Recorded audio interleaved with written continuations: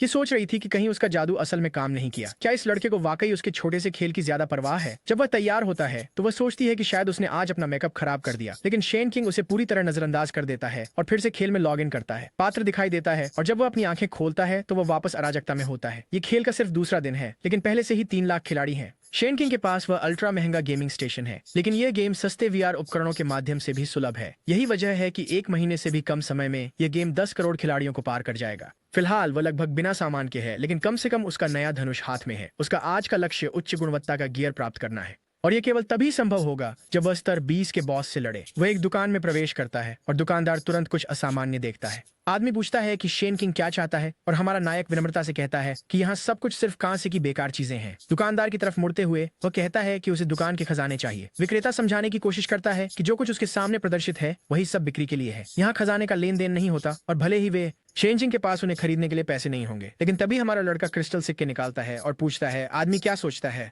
दुकानदार का रवैया तुरंत बदल जाता है। उसे 70 अंक की एक क्षमता मिलती है और वह आश्चर्य से कहता है कि उसने नहीं सोचा था कि शेन किंग इतना प्रभावशाली व्यक्ति है। वह अपना हाथ बढ़ाता है और एक सुनहरी रोशनी दुकान में सभी को चकाचौंध कर देती है। इसके साथ ही तथाकथित खजाने प्रकट होते हैं और वह व्यक्ति मान लेता है कि ये वस्तुएं 30 दिन तक बेचने के लिए नहीं थी। हालांकि शेन किंग ज्यादा प्रभावित नहीं लगता और कहता है कि वहाँ जो कुछ भी है वो अभी भी चांदी है। वह दुकानदार को बुलाता है और कहता है कि वह मुखौटा खरीदना चाहता है। आदमी उसकी पारखी नजर की तारीफ करता है, ये समझाते हुए कि यह मुखौटा अब तक के खेल में एकमात्र सोने की वस्तु है। चूंकि शेन किंग उसे इतना मूल्यवान क्रिस्टल सिक्का लाया है, वह इसे सिर्फ 1.5 लाख सोने के सिक्कों में बेचेगा। शेन सिंह तुरंत पैसे जमा कर देते हैं और सौंप देते हैं। दुकानदार हैरान है, उलझन में है, क्योंकि शेन सिंह ने अभी अभी इतनी राशि खर्च की है जो किसी संपन्न व्यक्ति की पूरी सालाना तनख्वाह के बराबर है। लेकिन हमारा लड़का परवाह नहीं करता। शेन किंग बस कहते हैं कि वह सामान ले लेंगे, और दुकानदार बड़बड़ाता है कि एक वीआईपी ग्राहक जो चाहे कर सकता है। दुकान के बाहर शेन किंग टिप्पणी करते हैं कि ऐसे लाभ के लिए $2 लाख खर्च करना महंगा बिल्कुल नहीं है। वह मुखौटा पहनते हैं और इसके प्रभाव को तुरंत सक्रिय करते हैं। यह न केवल अच्छे गुणों को बढ़ाता है, बल्कि निचले स्तर के राक्षसों और खिलाड़ियों पर डर की स्थिति भी डालता है।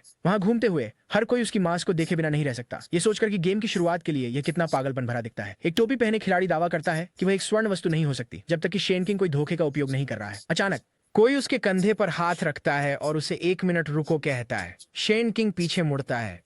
एक चौकोर जबड़े वाला आदमी कहता है कि शेन किंग की चीजें अच्छी दिखती हैं और उन्हें अपने दोस्तों को उधार देना चाहिए। शेन किंग पूछते हैं वो किस बारे में बात कर रहा है, और खिलाड़ियों का समूह हंसने लगता है। फिर उसका चेहरा गंभीर हो जाता है और वह जानना चाहता है कि उसे ऐसा क्यों करना चाहिए। आदमी दावा करता है कि खेल में इतनी जल्दी ऐसा आइटम केवल हैकिंग से ही मिल सकता है। अगर शेन किंग आइटम नहीं देता तो वे उसे रिपोर्ट करेंगे और सुनिश्चित करेंगे कि वह सब कुछ खो दे। शेन किंग हंसते हैं, पूछते हैं क्या वे सच में उन्हें लूटने की कोशिश कर रहे हैं। हल्ला सुनकर भीड़ आकर्षित होती है और अचानक बहुत से लोग इकट्ठा होने लगते हैं। ये देखकर समूह मौके का फायदा उठाने का निर्णय लेता है। उनमें से एक ने अपना हाथ उठाया और चिल्लाया कि उन्हें इस धोखेबाज को सबक सिखाना चाहिए। भीड़ भी वही बात बोलने लगी। चौकोर जबड़े वाले आदमी ने शेन जिंग को चेतावनी दी कि अगर उसे अपनी भलाई पता है तो वह सामान सौंप दे, अगर नहीं तो वे उसे बार बार मारेंगे जब भी वह जवाब देगा। नायक बस टिप्पणी करता है कि जलने वाले लोग हर जगह एक जैसे होते हैं। वे लोग किसी को अपने से थोड़ा बेहतर होते नहीं देख सकते। वह उनके स्तरों को देखता है और नोटिस करता है कि उनमें से कोई भी स्तर 5 से ऊपर नहीं है, तो वह उन्हें चिढ़ाता है, कहता है कि तीनों एक साथ आ जाएं। खिलाड़ी बिना हिचकिचाहट के तुरंत उसकी ओर कूद पड़ते हैं। शेन किंग इसे मास्क के प्रभाव को सक्रिय करने का सही मौका समझता है। उसके चारों ओर एक विशाल बाग प्रकट होता है जो सभी 3 हमलावरों पर आतंक की स्थिति डाल देता है, जिससे वे जमीन पर गिर पड़ते हैं। भय इतना तीव्र है कि उन शूरवीरों में से एक खून खांसने लगता है। दर्शक यह नहीं समझ पाते कि अभी क्या हुआ। शेन किंग मुस्कुराता है और उनसे उस रिस्पोइनन कैंपिंग बकवास के बारे में पूछता है। वह अपना परिचय देता है, आश्चर्यजनक रूप से विनम्र होकर बिना उन तीनों को खत्म किए चला जाता है। यह लड़का वास्तव में अच्छा है। हालांकि उसी समय लोग रैंकिंग चेक करने का फैसला करते हैं, क्योंकि उन्हें लगता है कि उन्होंने ये नाम पहले सुना है। जाहिर है हमारा लड़का पहले ही स्तर 13 पर नंबर 1 पर है, जबकि अगला सबसे करीबी खिलाड़ी केवल स्तर 8 पर है। सभी तुरंत सोचते हैं अच्छा हुआ हम उसमें शामिल नहीं हुए। चौकोर जबड़े वाला आदमी जमीन पर गिर जाता है, महसूस करता है कि उसे अपमानित किया गया है और वह इसके बारे में कुछ नहीं कर सकता। वह अपने आप से बड़बड़ाता है कि उसने बदकिस्मती से नंबर 1 को उकसाया। खिलाड़ी कुछ समय बाद शेन किंग जंगल में कुछ केबिन के पास आता है। हालांकि अपने शिकार को जारी रखने से पहले उसे कुछ और करना है। वह एक एनपीसी लड़की को जमीन पर गिरी हुई पाता है। वह उसके पास जाकर उसे छोटी लड़की कहकर पूछता है कि क्या उसे पता है लीवू कहाँ गया। वह तुरंत जवाब देती है, कहती है कि वह छोटी लड़की नहीं है, क्योंकि वह उससे ज्यादा बड़ा नहीं है, इसलिए उसे ऐसा कहना बंद कर देना चाहिए। उसके रवैये से शेन किंग को यकीन हो जाता है कि वह सही व्यक्ति से बात कर रहा है। वह पूछता है कि क्या वह लिंजर लेडी गूज है। हालांकि यह मनोरोगी शांतिपूर्वक कहता है कि उसकी माँ ने वादा किया था कि वह 5 साल में उससे शादी करेगी।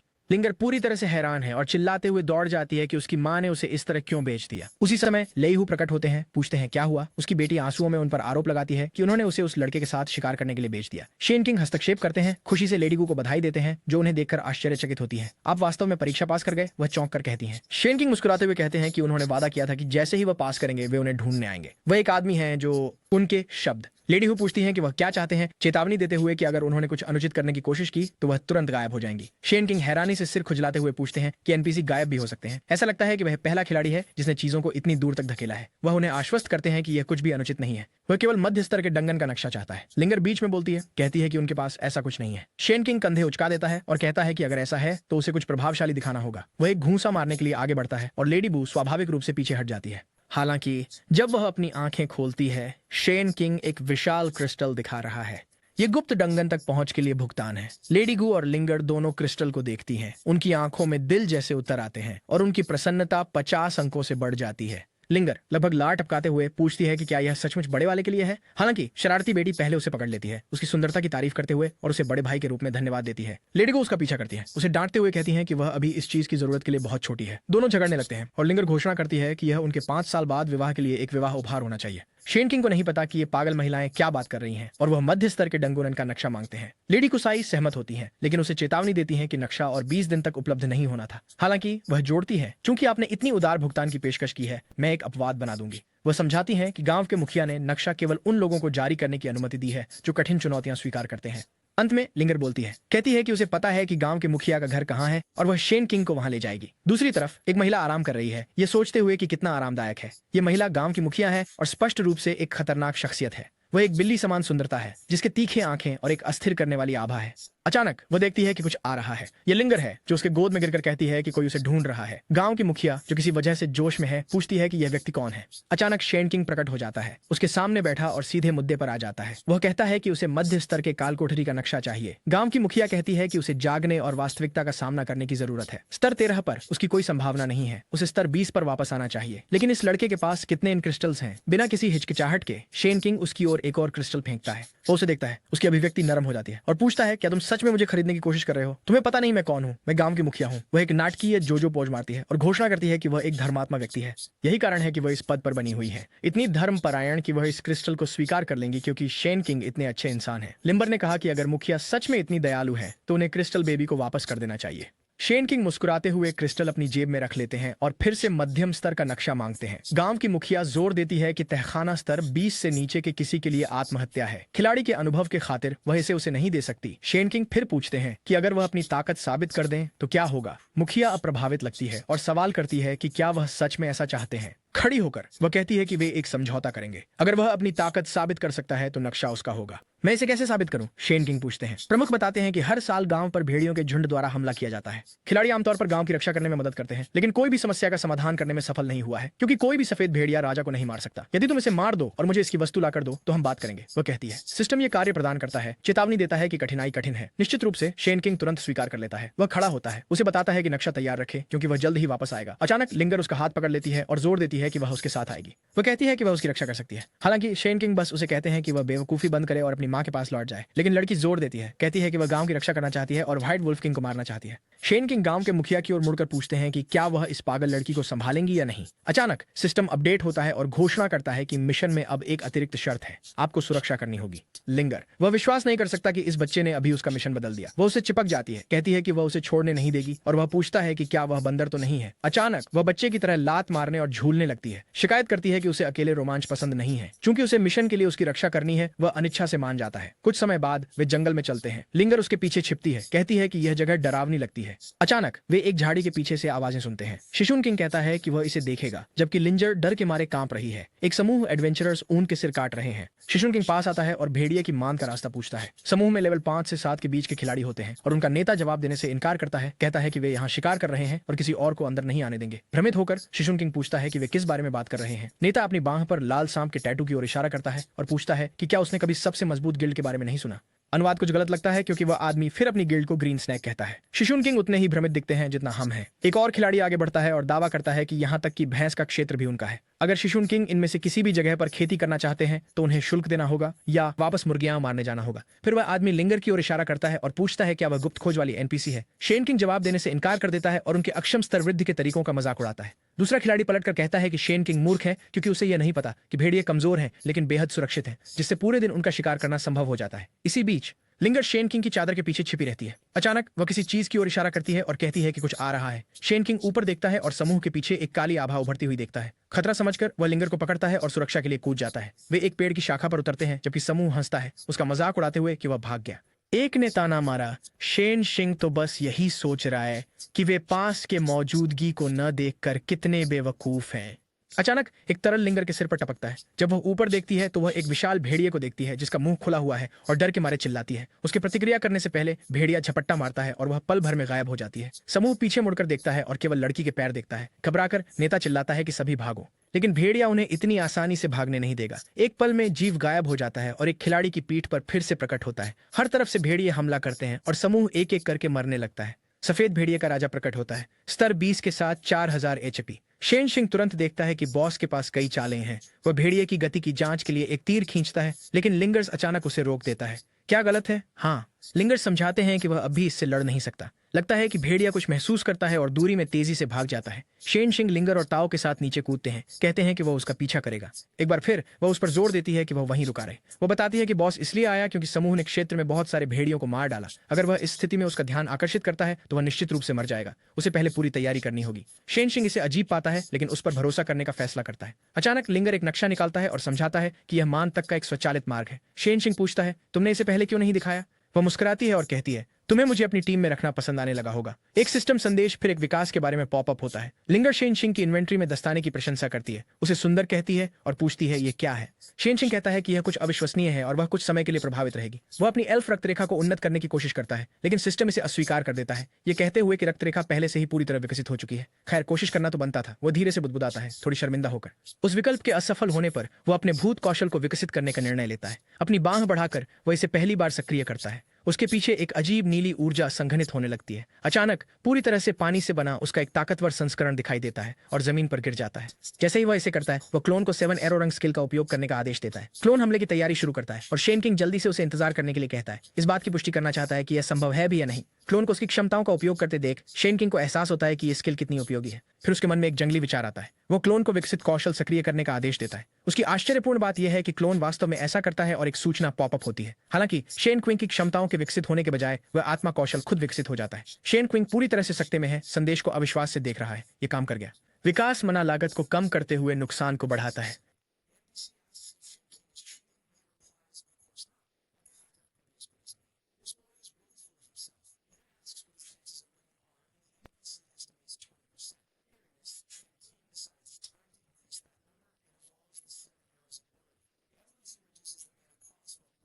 लेकिन उसकी हैरानी की बात यह है कि क्षमता वास्तव में 8 तीरों में विकसित हो जाती है। एनपीसी फिर उसके अनुमान को अपडेट करती है, कहती है कि अब उसकी संभावना 34 है। ये भूत क्षमता का विकास उसे एक अतिरिक्त क्लोन बुलाने की अनुमति भी देता है। वह तुरंत एक और क्लोन बुलाता है और फिर से विकास को सक्रिय करने का प्रयास करता है। हालांकि इस क्षमता का ठंडा होने का समय साझा होता है, इसलिए यह उतना आसान नहीं है जितना उसने सोचा था। शेन किंग समझता है कि चूंकि उसने क्लोन को बुलाने से पहले विकास को सक्रिय किया, क्लोन एक सक्रिय ठंडा होने के समय के साथ बुलाया गया था। वह तय करता है कि अगली बार उसे सब कुछ खर्च करना होगा इससे पहले कि इसे उपयोग करते हुए। एनपीसी की ओर मुड़कर वह कहता है, चलो मुझे मेरी जीत के अवसर बढ़ाने की योजना बनाने के लिए। वह पूछती है कि वे कहां जा रहे हैं और वह मुस्कुराता है। ये एक सरप्राइज है। हालांकि ऐसा लगता है कि उनका गंतव्य कहीं पानी के नीचे है। एक विशाल जीव एक मछली पर झपटता है लेकिन एक तीर उसके सिर में धंस जाता है। शेन किंग मगरमच्छ का मांस प्राप्त करता है जो गति में 30% और फुर्ती में 10% 30 सेकंड के लिए वृद्धि करता है। वह अपने भूत क्लोन को शिकार में मदद के लिए बुलाता है, सोचते हुए कि यह तरीका कितना प्रभावी है। 1 घंटा बीत जाता है और लगता है कि लिंगर ने अकेले ही मांस खा लिया। इससे उसके लिए उसकी पसंद बढ़ जाती है क्योंकि मछली इतनी उच्च गुणवत्ता की थी। इसके अलावा उन्हें उन्नत कार्प मांस भी मिलता है। शेन किंग बताते हैं कि अब उसके पास पानी के नीचे 3 क्लोन हैं जो व्हाइट वुल्फ के खिलाफ आगामी लड़ाई के लिए जितने संभव हो सके उतने औषधि इकट्ठा कर रहे हैं। लिंगर इसे सोचता है और अनुमान लगाता है कि अब उसकी संभावनाएं लगभग 40% हैं। शेन किंग खड़े होकर कहते हैं, बस अब बहुत हो गया, इस राक्षस को हराने का समय आ गया है। लिंगर साथ जाने पर जोर देता है लेकिन वे अनजान हैं कि एक संदिग्ध कबीला दूर से उन्हें देख रहा है। थोड़ी देर बाद वे वुल्फ की गुफा में पहुंचते हैं। शेन किंग तुरंत अपने क्लोन बुलाते हैं और उनका उपयोग मौत के जाल बिछाने में करते हैं। एक कौशल जो अभी तक समझाया नहीं गया है। 3 क्लोन और खुद के साथ कुल 4 हो जाते हैं। वह कूल डाउन रीसेट होने का इंतजार करता है और भी जाल लगाना शुरू कर देता है। कुछ ही सेकंड में जमीन पर दर्जन भर जाल बिछ जाते हैं। लिंगर कहता है कि वह कुछ ज्यादा ही कर रहा है और इस रणनीति से उसकी जीत की संभावना नहीं बढ़ रही है। शेन किंग बताते हैं कि उसकी मुख्य उद्देश्य बस भेड़िए की गतिविधि को सीमित करना है। वह जोर देती है कि उसकी संभावना अभी भी 50% तक नहीं पहुंची है। वह मुस्कुराता है और उसे कहता है कि वह सब कुछ नहीं जानती, बस देखो। वह उसे आदेश देता है कि वह एक पेड़ के पीछे छिप जाए और चाहे कुछ भी हो जाए बाहर न निकले। गुफा के प्रवेश द्वार पर खड़े होकर शेन किंग बॉस को आवाज लगाता है।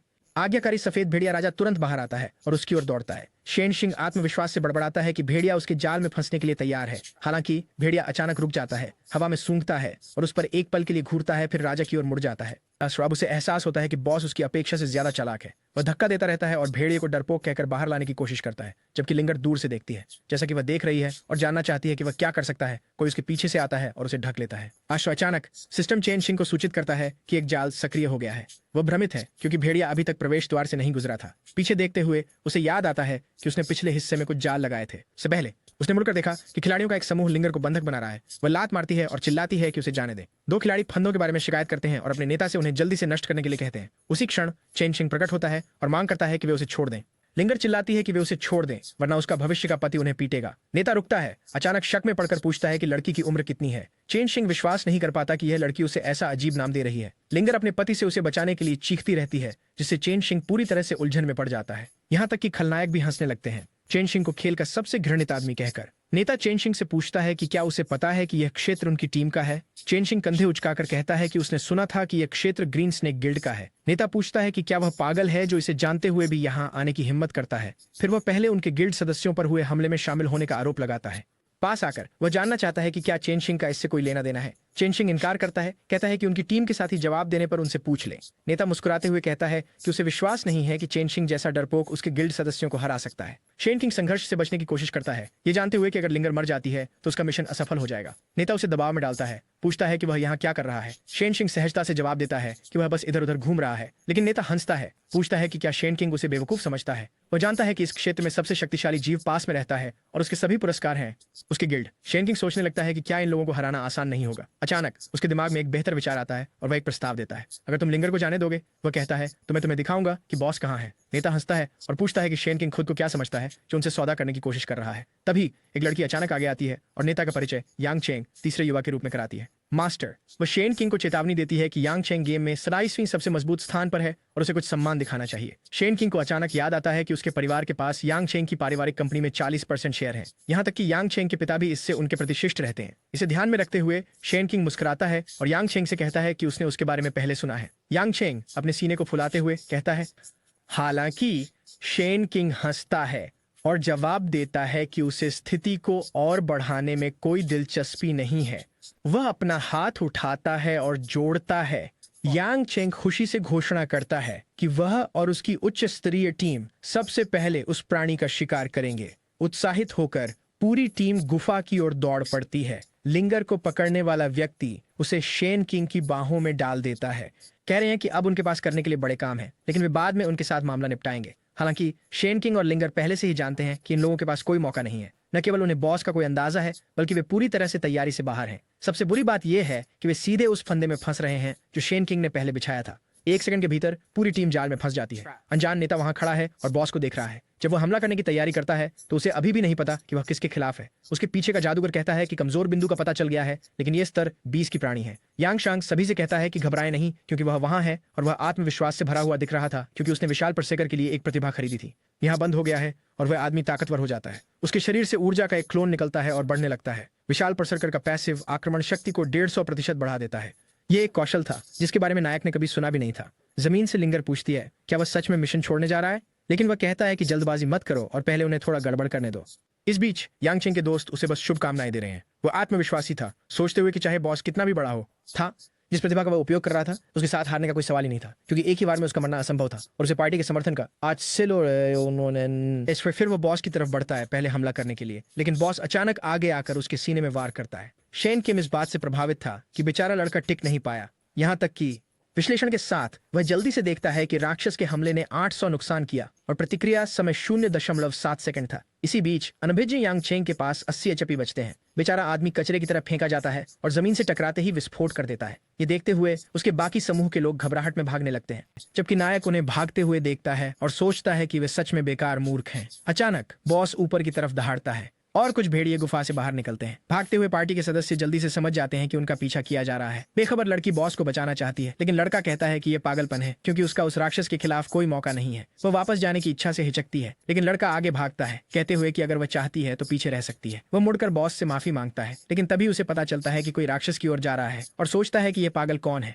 यह शेन है। कौन कहता है कि बॉस उसके विचार से ज्यादा होशियार है, उन जालों का इस्तेमाल करके जो उसने खुद इन लोगों से बदला लेने के लिए बनाए थे, लेकिन अब उसका विरोधी वो खुद था। जमीन पर पड़े हुए यांग शेंग सोचता है कि नायक उस प्राणी का सामना करने के लिए पागल हो गया है। वह स्पष्ट रूप से फिर से चोट नहीं खाना चाहता, इसलिए वह बस मरा होने का नाटक करता है। इस बीच राक्षस बस नायक को घूर रहा है। अचानक वह सभी दिशाओं से भेड़ियों द्वारा हमला किया जाता है। मिकी हल्के से अपने कान पर थपथपाते हुए कहता है कि वे सिर्फ भेड़िए हैं। ओह, उसने मास्क सक्रिय कर दिया। एक चालाक आदमी। वह कहता है कि वह बाघ है। बाघ एक अल्बिनो विद्युत प्राणी है जो लड़के के ऊपर प्रकट होता है और भेड़ियों को दूर धकेलता है। यहाँ तक कि बॉस भी दिख रहा है भ्रमित, समझ नहीं पा रहा कि अभी क्या हुआ। फिर वह कुछ महसूस करता है। यह हमारा लड़का है, पहले से ही हवा में उस पर तीर बरसा रहा है, लेकिन भेड़िया फुर्तीला है, चकमा दे रहा है और पास आ रहा है। शेन किंग तुरंत समझ जाता है कि यह गति उसकी सटीकता से अधिक है। बॉस हमला करने के लिए करीब आ रहा है, जबकि वह सोचता है कि अब उसे अपनी पूरी ताकत लगानी होगी। चारों ओर खून फैल जाता है जब लिंगर हमारे मदद के लिए पुकारता है और ऐसा लगता है कि बॉस ने उसके सीने को भी भेद दिया था। वह गंभीर मुसीबत में है। हमारे लड़के की ढाल चली गई है 500 HP के साथ, और राक्षस वहां खड़ा मुस्कुरा रहा है, लेकिन छाती में छेद वाला पागल भी मुस्कुरा रहा है। उसने बॉस से पूछा क्या वास्तव में उसे लगता था कि वह उसे चकमा नहीं दे सकता, और निश्चित रूप से उसने बॉस को प्रहार करने इसलिए दिया ताकि वह अपने प्रतिघात को सुनिश्चित कर सके। इसके साथ ही उसके कुछ क्लोन 7 तीरों का आक्रमण शुरू करते हैं। राक्षस बचने के लिए जमीन पर गिरने की कोशिश करता है। यकीन नहीं है कि लगा या नहीं, पर तीर चारों ओर बिखरे हुए हैं। हमारा लड़का राक्षस को चिढ़ाता है और पूछता है कि क्या उसे इसका मजा आ रहा है। आदमी कुछ तीर लगे और उस आदमी ने 1220 HP खो दिए। वह तो बॉस को यह भी चेतावनी देता है कि यह क्षेत्र जाल से भरा हुआ है, इसलिए उसके लिए भागने का कोई रास्ता नहीं है। वो कुछ मांस में काटता है, कहता है अब देखते हैं कि कौन ज्यादा देर तक टिक सकता है। 2 टुकड़े मगरमच्छ के मांस से वह फिर से 400 स्वास्थ्य अंक हासिल कर लेता है। बॉस यह देखता है, उस पर घूरता है और फिर उसके सामने से गायब हो जाता है। शेन किंग सोचता है कि क्या यह कोई अदृश्यता कौशल है, लेकिन राक्षस अचानक उसके पीछे आ जाता है। इससे पहले कि वह प्रतिक्रिया कर सके, बेचार को फिर से मुक्का पड़ता है और 400 स्वास्थ्य अंक खो देता है। ये वही तकनीक थी जिसका उपयोग एक राक्षस ने इस आदमी की टीम को मारने के लिए किया था। समस्या यह है कि जैसे ही वह देखता है, बॉस फिर से गायब हो जाता है। देव दूसरा, उसके पीछे कुछ फिर से बनता है। लड़का ड्रैगन बॉल जी की लड़ाई की तरफ पिट रहा है। उसे यहाँ मारा जा रहा है, वहां मारा जा रहा है, इस तरफ फेंका गया और उस तरफ उड़ाया गया। बेचारा जमीन पर गिरता है, थका हुआ। उसके पास 1600 HP बाकी है। उसे एहसास होता है कि बॉस इतनी तेजी से हमला कर रहा है ताकि वह ठीक न हो सके, और एक बार फिर राक्षस उसे पकड़ने के लिए पीछे से आ रहा है। अचानक कुछ राक्षस के हाथ को पकड़ लेता है आखिरकार, और वह उन 2 अरब जालों में से एक में फंस गया जो लड़के ने लगाए थे। राक्षस को निष्क्रिय करके वह घोषणा करता है कि इस बार निशाना चूकने का कोई मौका नहीं है। वह एक तीर छोड़ता है जो, जैसा कि हम जानते हैं, 2 गुना नुकसान करता है, लेकिन इसने केवल 196 नुकसान ही किया। यार, शायद एक बेहतर धनुष खरीदने का समय आ गया है ना? राक्षस के पास अभी भी 2300 HP है। ये जंजीरों को तोड़कर फिर से उस पर हमला करता है। ये 1000 और फिर 800 नुकसान छाती पर करता है। हमारे लड़के को थोड़ा और बचने की जरूरत है, लेकिन बॉस भ्रमित दिखता है क्योंकि पागल हर बार छाती पर चोट लगने पर मुस्कुराता रहता है। पता चला कि लड़का जानता था कि ये जाल राक्षस को नहीं रोकेंगे, इसलिए उसने निर्णय लिया कि वह स्थिर रहेगा और बॉस को अपने शरीर से फिर से रखेगा। फिर से वह अपनी क्लोन की क्षमताओं का उपयोग करता है जो जीव के ऊपर प्रकट होते हैं। राक्षस उसे फेंकने की कोशिश करता है, लेकिन जाल पहले से ही सक्रिय था। कुछ सेकंड के लिए यह स्थिर है। 7 तीर कौशल फिर से उपयोग किया जाता है। वह हमला तैयार करता है और प्राणी को मरने का आदेश देता है। इस चाल को 21 लगातार हमले कहा जाता है। मेरा ख्याल है ये इसलिए क्योंकि 7 बार 3 21 होता है। गणित में मैं अच्छा हूँ, है ना? इस बीच जंगल के दूसरे हिस्से में एक समूह सोच रहा है कि क्या उन्हें भेड़ियों का शिकार करना चाहिए। अचानक पूरे जंगल में एक विस्फोट होता है। एक लड़का पूछता है कि क्या कोई खेल में परमाणु बम का उपयोग कर रहा है, और एक लड़की सोचती है कि यह एक हैकर हो सकता है। इसी दौरान लिंगर मुस्कुरा रहे हैं, कहते हैं यह आश्चर्यजनक है। बॉस एक गड्ढे में पड़ा है जिसमें 75 HP बचे हैं। फिर से वह कुछ मगरमच्छ का मांस खा रहा है, जबकि लिंगर उससे कहती है कि इसे खत्म कर दे, लेकिन वह जवाब देता है कि कोई जल्दी नहीं है क्योंकि उसके पास अभी करने के लिए चीजें हैं। वह उसे देखकर भ्रमित होती है। वापस यांग शेंग के पास, जो अभी भी मृत होने का नाटक कर रहा है। जमीन पर लेटे हुए वह सोचता है कि उस धमाके के बाद सब कुछ अचानक शांत क्यों हो गया। वह फैसला करता है कि तब तक मृत बने रहना है जब तक उसे यकीन नहीं हो जाता कि कोई आसपास नहीं है। अचानक उसके बगल में एक तीर आकर गिरता है। जब वह देखता है कि यह शेन किंग है, तो वह पूछता है कि क्या उसने वास्तव में बॉस को मार दिया। शेन किंग जवाब देता है कि राक्षस लगभग मरने वाला है। यांग शेंग घुटनों के बल बैठकर माफी मांगता है और कहता है कि वह लड़के की महानता को पहचान नहीं सका। हमारा लड़का कहता है कि वह न केवल उसे माफ करेगा, बल्कि उसे बॉस के अनुभव को अर्जित करने का मौका भी देगा। इसके बाद उसे एक विशेष काम करना होगा। ये भविष्य के लिए एक उपकार है और जब समय आएगा उसे सूचित किया जाएगा। गले की ओर तीर निशाना साधते हुए वह पूछता है कि वह स्वीकार करेगा या नहीं। हमारा लड़का जानता है कि इस आदमी के परिवार का समूह में कुछ प्रभाव है। जो उसे उस कार से बाहर निकलने में मदद कर सकता है। अगर वह एहसान हासिल कर सकता है तो कम से कम उसकी स्थिति खोना मुश्किल हो जाएगा। ऐसा इसलिए कि खेल की सभी विशेषताओं को वास्तविकता में पूरी तरह से समेकित होने में कम से कम 6 महीने लगेंगे और इस दौरान वह शांति से प्रगति करना चाहता है। शिन किंग पूछते हैं कि क्या उसे स्वीकार करते ही तीर से मारा जाएगा। हमारा लड़का कहता है कि उसे बस वही कहना चाहिए जो वह चाहता है।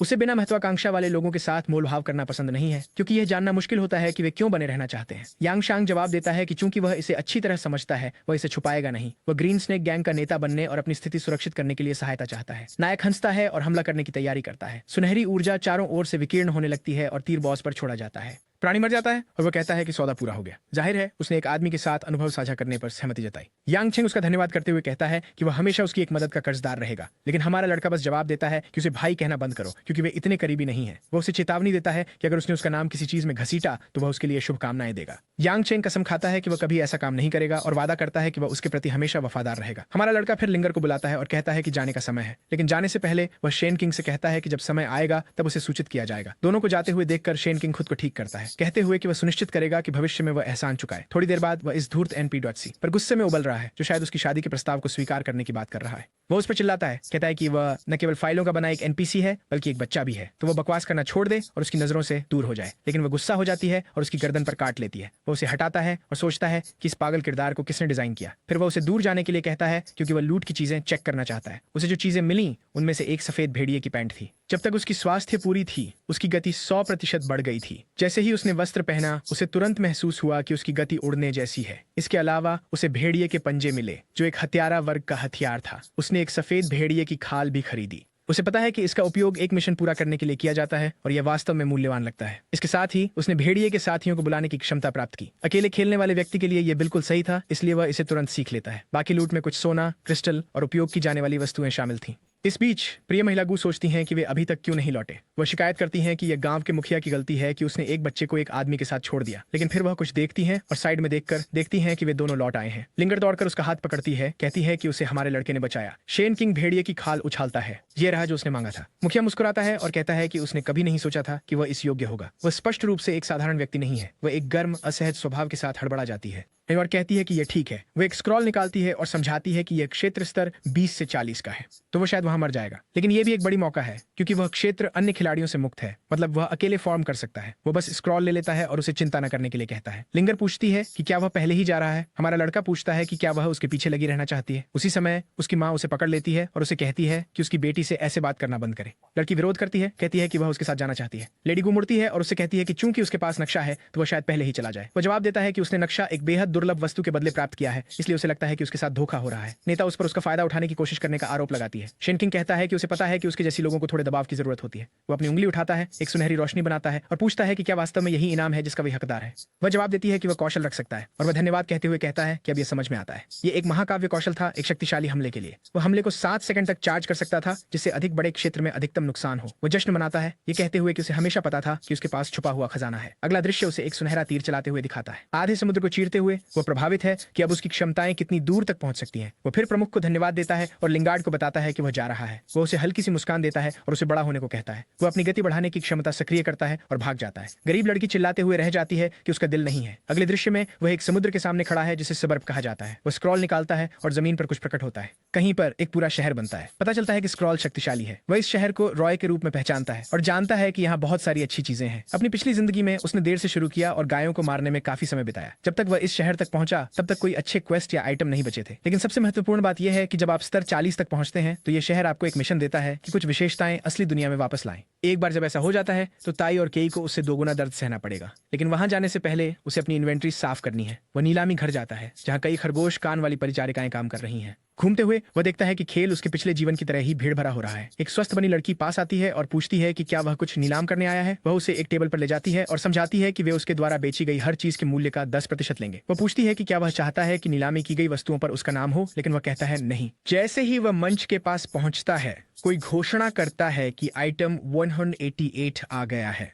मालूम होता है कि एक लड़की मंच पर कदम रख रही है। लड़कों की प्रतिक्रियाओं से अंदाजा लगता है कि वह काफी आकर्षक है। जैसा कि उम्मीद थी, वह ऐसी है जो चाहकर भी नहीं गिरेगी। मंच पर मौजूद व्यक्ति मजाक करता है कि बहुत बड़ी चीज दांव पर लगी है। नीलामी करता खुलासा करता है कि ये एक कांस्य की अंगूठी है जो 10 भाग्य जोड़ती है। ये 5% ड्रॉप रेट बढ़ाता है और अर्जित पैसे में 5% की वृद्धि करता है। भीड़ प्रभावित नहीं लगती जब एक महिला उस लड़के को लड़की को घूरने के लिए डांटती है। हालांकि शेन किंग जानता है कि यह वस्तु सोने या हीरे की दुर्लभता में आ सकती है, जिससे यह अत्यधिक मूल्यवान बन सकती है। लोग बोली लगाना शुरू कर देते हैं, जबकि शेन किंग सोचता है कि यह वस्तु की गुणवत्ता बढ़ाने के लिए एकदम सही होगा। नीलामीकर्ता पूछता है कि क्या कोई 30 से अधिक बोली लगाएगा, और हमारा लड़का अपना हाथ उठाता है, एक सोना देने की पेशकश करता है। भीड़ भ्रमित है, सोच रही है कि वह एक कांस्य वस्तु के लिए इतना अधिक क्यों बोली लगाएगा, लेकिन उसके बगल में बैठी सेल्मा 10 सोने के सिक्के की बोली लगाती है। सभी के सोच में पड़ने पर कि यह पागलपन है, अफरा तफरी मच जाती है। अनजान बोलीदाता हमारे लड़के पर चालाकी से मुस्कुराता है। शेन किंग को अजीब लगता है कि वह आदमी वस्तु के मूल्य को जानता हुआ लगता है, लेकिन उसके लिए ये उसकी कुशलता के लिए एकदम सही होगा, इसलिए वह बोली को 30 सोने के सिक्के तक बढ़ा देता है। दूसरे आदमी को यह उम्मीद नहीं थी। वह अपनी हिम्मत जुटाता है और उसे 50 सोने के सिक्कों तक बढ़ा देता है।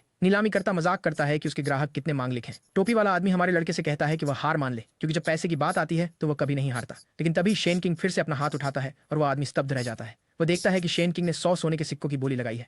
जगह पर सन्नाटा छा जाता है। नीलामीकर्ता घोषणा करता है कि किसी के लिए बोली को और बढ़ाना असंभव है। वह गिनती करता है, 1 बार, 2 बार और तीसरी बार पर वस्तु को पिघ गया। हथौड़ा गिरता है और हमारा लड़का लालच की अंगूठी हासिल करता है। अब उसे बस 8 घंटे इंतजार करना है ताकि विकास कौशल का उपयोग कर सके, भविष्य में और भी कई वस्तुओं को सुनिश्चित करते हुए। टोपी वाला आदमी टिप्पणी करता है कि हमारा लड़का काफी बोल्ड, लेकिन वह उसे चेतावनी देता है कि वह यह बात नहीं भूलेगा। अंत में वह चला जाता है। इस बीच शेन किंग सोचता है कि क्या यह व्यक्ति बदला लेना चाहता है। तभी कोई उसके चेहरे पर थप्पड़ मारता है और उसे सुंदर कहता है। ये चलते फिरते गुब्बारे के रूप में है, जो कहता है कि आज रात वह हिला का है, चाहे वह बहुत मासूम हो या बस बीमार।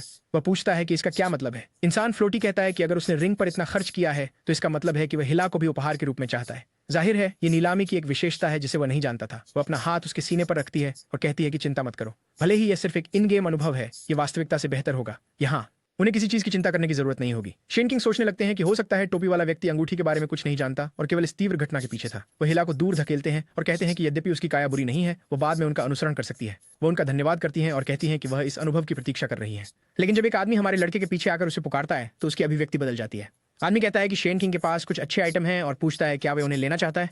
शेन किंग मुड़कर कहता है कि उन्हें दिखाओ। आदमी सोचता है कि चूंकि शेन किंग इतने मूर्ख थे कि उन्होंने एक बेकार चीज पर 100 सोने की मुद्राएं खर्च की, तो वह निश्चित रूप से उनसे आसानी से लाभ कमा सकता है। हालांकि आदमी कुछ घटिया कांस्य वस्तुएं प्रस्तुत करता है। शेन किंग आश्चर्य करता है कि आदमी को इतनी खराब चीजें पेश करने की हिम्मत कैसे हुई। आदमी पूछता है कि वह इनमें से कौन सी लेगा और शेन किंग बस जवाब देता है, इनमें से कोई नहीं, ये सब कूड़ा है। शीर्ष विक्रेता गुस्सा हो जाता है और कहता है कि शेन किंग को गुणवत्ता की पहचान नहीं है। वह उसे कॉलर से पकड़ लेता है और कहता है कि शायद उसे एक सबक सिखाना पड़ेगा, या तो वह कुछ खरीदता है या वह पिटाई करेगा। लेकिन उसकी अभिव्यक्ति बदल जाती है जब शेन किंग पूछता है कि क्या वह सच में मरने के लिए उतावला है। तभी चलती हुई गुब्बारा हस्तक्षेप करती है, आदमी से जाने के लिए कहती है और चेतावनी देती है कि सुरक्षा देख रही है। वह उसे याद दिलाती है कि नीलामी के अंदर लेन देन करना नियम के खिलाफ है। सुरक्षा टीम स्टेरॉइड पर मेगाजॉर्ड की तरह दिखती है। वह आदमी तुरंत भाग जाता है। सोने सब बेवकूफ कहकर बुलाना। शेन किंग ने उसे नहीं मारा क्योंकि उसे पता था कि इससे उसे नीलामी से प्रतिबंधित कर दिया जाएगा। वह फिर चलती गुब्बारे की ओर मुड़ता है और पूछता है कि अब जब तुमने अंगूठी खरीद ली है तो क्या वह जो चाहेगी वो करेगी। वह उसे इतना स्पष्ट न होने के लिए कहती है, लेकिन एक तरह से उसे बस पूछना है। वह उसे बताता है कि हथियार नीलाम करके कमाए जाने वाले पैसे का अनुमानित कुल कम से कम 800 सोने के सिक्के होना चाहिए।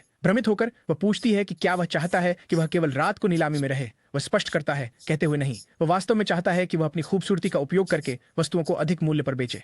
वह चौंक गई। ये विश्वास नहीं कर पा रही थी कि वह उससे वहां फंसे रहने के लिए कह रहा है। लेकिन जब वह उसकी हिस्सेदारी को दोगुना करने का वादा करता है तो वह पूछती है कि वे फिर से कब मिलेंगे। वो बस अपनी पीठ मोड़ता है और उससे कहता है कि जब समय आएगा तो वह उसे ढूंढ लेगा। लड़की शर्मा जाती है, सोचती है कि वह हैंडसम, अमीर और आत्मविश्वासी है। गलियों में चलते हुए उसे पता है कि उस अंगूठी को खरीदना सही था, क्योंकि रॉय शहर में सामान दुर्लभ और प्राप्त करना कठिन है। वहां जाने से पहले आखिरी कदम उसका उपकरण अपग्रेड करना है। वह एक दुकान में प्रवेश करता है और एक कारीगर को खुद से बड़बड़ाते हुए पाता है, सोचते हुए क्या करना है। जाहिर है उस आदमी ने अपना हथौड़ा खो दिया है और उसके बिना काम नहीं कर सकता। शेन किंग हथौड़ा निकालता है और पूछता है क्या वह इसे ढूंढ रहे हैं। आदमी हैरान होते हुए पूछता है कि शेन किंग ने इसे कैसे पाया और उसे कैसे पता चला कि वह की आवश्यकता थी। लेकिन वह इसे आकाश की ओर उठाता है, आभारी होकर कहता है कि यह वही है जो उसे चाहिए था। जाहिर है यह उसका गुप्त मिशन था। और वह व्यक्ति पूछता है कि शेन किंग कौन सा उपकरण अपग्रेड करवाना चाहता है, क्योंकि वह इसे मुफ्त में करेगा। ये एक छिपी हुई घटना है जहां हथौड़ा लौटाने पर किसी भी वस्तु पर एक मुफ्त अपग्रेड मिलता है। शेन किंग अपना धनुष सौंपता है और इसे अधिकतम स्तर तक ले जाने के लिए कहता है। यह तरीका राक्षसों को हराने की तुलना में कहीं अधिक प्रभावी है। जाहिर तौर पर वस्तु को उसके अधिकतम स्तर तक अपग्रेड किया जाता है, न कि उसकी अधिकतम दुर्लभता तक। कारीगर सहमत हो जाता है और 20 मिनट बाद अपग्रेड तैयार है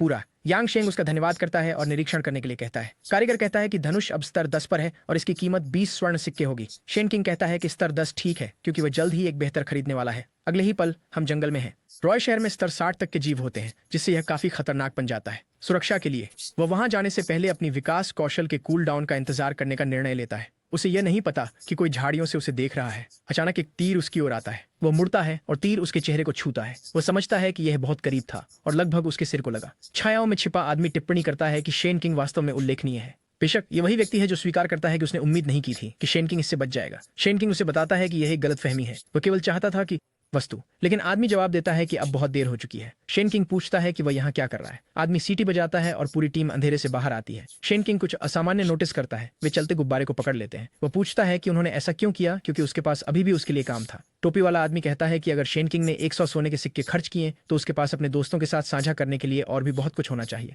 लड़की माफी मांगती है, समझाती है कि सब कुछ इन लोगों द्वारा चुरा लिया गया था। बूढ़ा आदमी उसका मजाक उड़ाता है, कहता है कि यह सोचना मूर्खता थी कि क्योंकि उसने कुछ नहीं खरीदा वे उसका पैसा नहीं लेंगे। वो एल्फ लड़की को लात मारता है, उसे उसकी योजनाओं को बर्बाद करने के लिए बेकार टुकड़ा कहता है। फिर वह शेन किंग की ओर देखता है और कहता है कि वे अंततः फिर से मिले हैं। शेन किंग शांतिपूर्वक जवाब देता है कि वह अपने से चोरी करने वालों को सहन कर सकता है, लेकिन वह उसे बर्दाश्त नहीं करेगा जो उसके लिए काम करने वाले के साथ बुरा व्यवहार करे। समूह चुप हो जाता है और उसे घूरता है। आदमी दावा करता है कि वे वास्तव में उसे नहीं मार रहे हैं, बस उसके लिए एक छोटा सा नाटक कर रहे हैं। अचानक वह लड़की को जमीन पर फेंक देता है और ऐसा लगता है कि उस पर फिर से हमला कर रहा है। लड़की दर्द में चिल्लाती है और यह साफ है कि शेन किंग को यह पसंद नहीं आया। उसके चारों ओर बिजली चमकने लगती है जब वह आदमी एक तरफ देखता है, भ्रमित। शेन किंग अपना नया 7 सेकंड का हमला तैयार कर रहा है। वह घोषणा करता है कि कचरे के मरने का समय आ गया है, लेकिन सफेद बालों वाला आदमी आगे बढ़ता है, उसे वह चाल चलने का मौका न देने का दृढ़ निश्चय। वह शेन किंग की पीठ पर कूद जाता है, लेकिन अजीब तरह से शेन किंग भी बदल जाता है और उसके पीछे आ जाता है। एक तीर आदमी के आर पार रॉकेट की तरह गुजरता है। नायक बस इतना कहता है कि वह बहुत ज्यादा धीमा। भ्रमित सफेद बालों वाला आदमी पीछे मुड़कर देखता है, लेकिन जमीन पर गिर जाता है।